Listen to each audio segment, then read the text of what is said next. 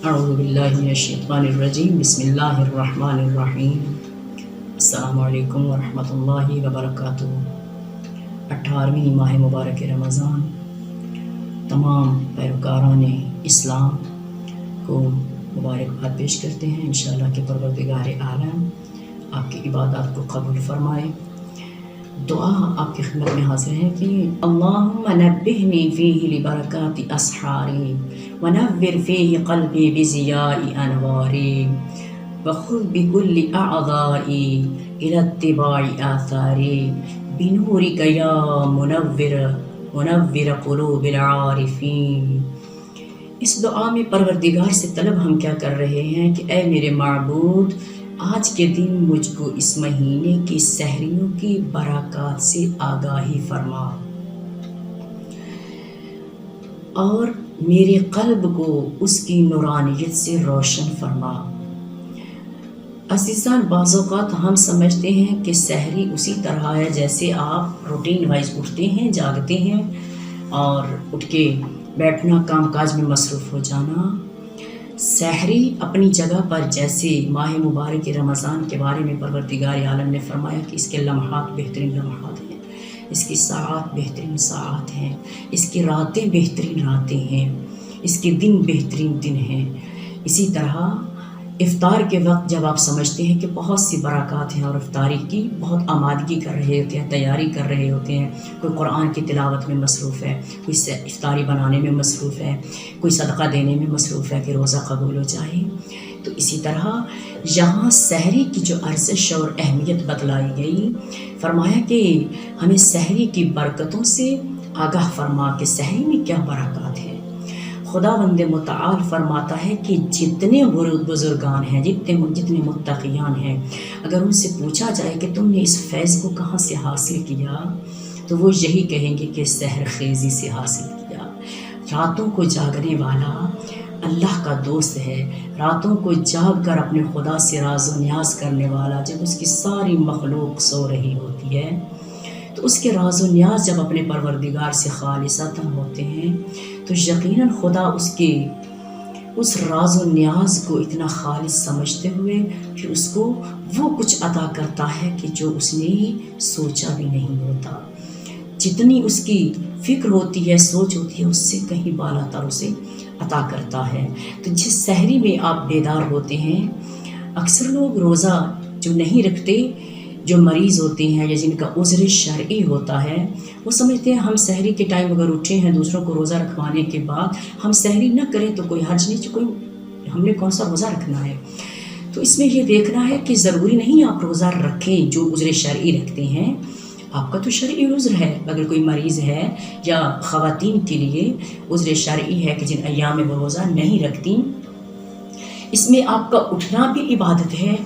اور اس کے درمیان سحری کھانا، سحری اگر آپ بہت زیادہ نہیں بھی کھانا چاہتے تو چاہے وہ ایک گھونٹ پانی ہی کیوں نہ ہو، ایک لقمہ کھانے کا ہی کیوں نہ ہو، سحری کے اس وقت کو ضائع نہ کیجیے، اس کی برکات کو ضائع نہ کیجیے، چونکہ سحری کے اندر جو ملائکہ آ کر صدا دیتے ہیں، جو برکات لے کر آتے ہیں، خصوصاً ماہ مبارک رمضان کی سحریوں میں، تو اس سحر کے اندر آپ دیکھیے کہ میں کیا ان برکات کو حاصل کر سکتی ہوں۔ آپ بیٹھ کر دعاؤں کو تلاوت کر سکتی ہیں، آپ بیٹھ کر قرآنی آیات کو تلاوت کر سکتی ہیں۔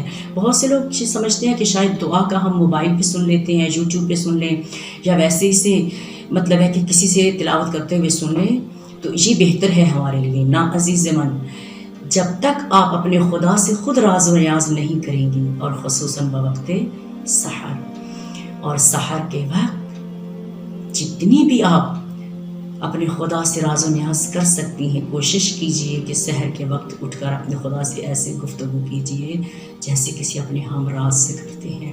خدا سے بڑا ہمراز کوئی نہیں آپ کا۔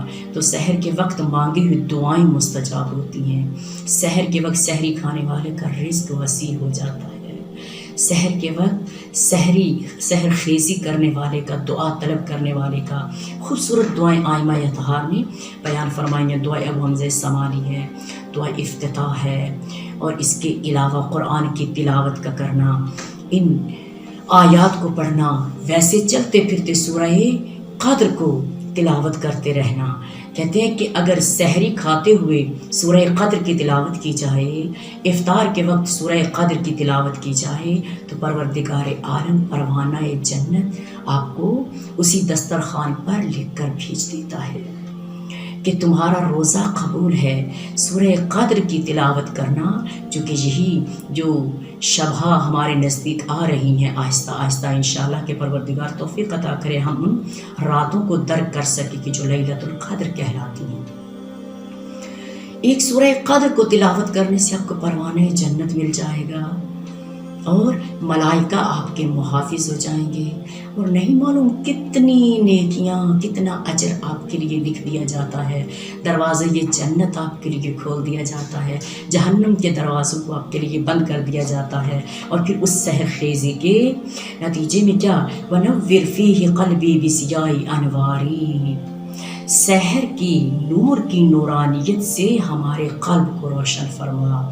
اگر ہم اس کے نور کی نورانیت کو سمجھ جائیں تو پھر یقیناً ہمارے قلوب بہترین طریقے سے متوجہ ہو جائیں کہ ہمیں ہر روز رمضان نہیں، رمضان کے علاوہ، رمضان تو ایک پریکٹس ہے آپ کی، رمضان ایک وہ مہینہ پروردگار عالم نے آپ کو دیا کہ جس میں خداوند متعال فرماتا ہے کہ اگر تم چاہتے ہو کہ سحر خیز کو دیکھو، قرآن مجید میں سورہ آل عمران کی آیت نمبر 17 میں فرما رہا ہے الصابرین والصادقین والقانتین والمنفقین والمستغفرین بالاسحار. خداوند متعال سے جب طلب کرو گے، مانگو گے کہ خدایا مجھے صابرین میں سے، صادقین میں سے، قانتین میں سے جو تیرے سامنے قیام کرتے ہیں، والمنفقین اور جو تیری راہ میں خرچ کرتے ہیں، والمستغفرین اور استغفار کرنے والوں میں سے، بالاسحار ان لوگوں میں شامل کر جو سحر کے وقت کیا کرتے ہیں، صادقین بھی ہیں، صابرین بھی ہیں، قانتین بھی ہیں، منفقین بھی ہیں اور مستغفرین بھی ہیں. یقیناً تم سحر خیزی کرنے والوں کی استغفار کو قبول فرما لیتا ہے. اے میرے پروردگار وخذ بکل اعضائی، کس قدر خوبصورت دعا ہے یہ امام کی، اور میرے اعضاء و جوارح کو اپنی اتباع میں لے لے، اپنی اطاعت میں لے لے.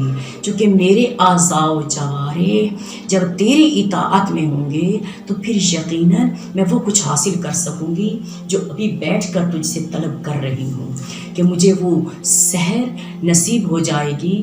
اور تیرے سامنے بیٹھ کر جب اپنے اعضاء و جوارح کو تیری اتباع میں دے دوں گی. اعضاء و جوارح کو کیسے اتباع میں دینا؟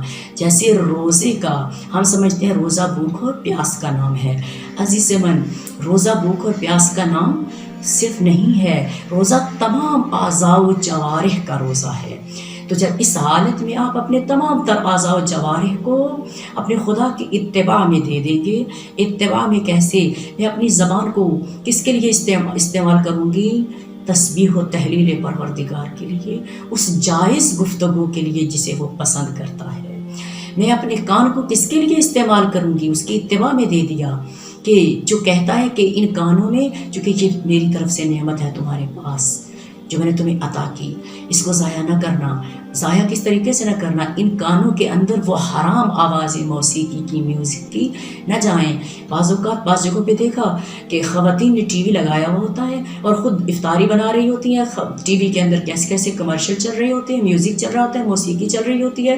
وہ سمجھتی ہیں ہم روزے میں ہیں اور اس سے بھی انجوائے کر رہی ہوتی ہیں. تو عزیزان، روزہ اس چیز کا نام نہیں ہے کہ آپ بھوک اور پیاس کو برداشت کرتی ہیں، اس کا نام فاقہ ہے. روزہ اس کا نام ہے کہ تم اپنی بھوک اور پیاس اور اپنے تمام تر اعضاء و جوارح کو اپنے پروردگار کی اتباع میں دے دو. اپنی آنکھوں کو وہاں استعمال کرو، اپنی نگاہوں کو جہاں وہ چاہتا ہے. یعنی حرام پر اپنی نگاہوں کو نہ ڈالو. اگر حرام پر نگاہ پڑ بھی گئی، نامحرم پر کوئی ایسی شہوت انگیز نگاہ پڑی، تو اسی وقت فوراً کہہ دیجیے استغفر اللہ ربی و اتوب الیہ.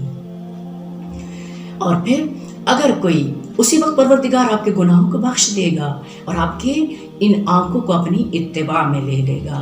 اور کوئی آپ کے ساتھ لڑائی یا جھگڑا اور زبان کو غلط استعمال کرتا ہے، کوئی گالی دے رہا ہے، دشنام دے رہا ہے، تو اسے فقط یہ نہیں کہیے کہ اسے جواب نہ دیجیے، اسے فقط اتنا کہہ دیجیے میں روزے سے ہوں، میری زبان اس لیے بند ہے کہ میں نے اپنی زبان روزے کے اختیار میں دے دی، اور روزہ کس کے اختیار میں ہے؟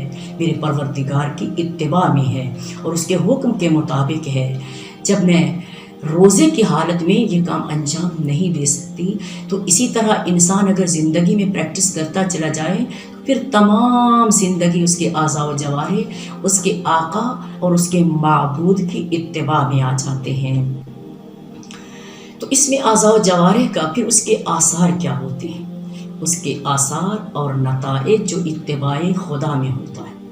جب کوئی ایسا روزہ رکھ کر اپنے خدا کو پیش کرتا ہے تو خداوند متعال اسی وقت اس روزہ دار کے لیے بہشت کے دروازوں کو کھول دیتا ہے۔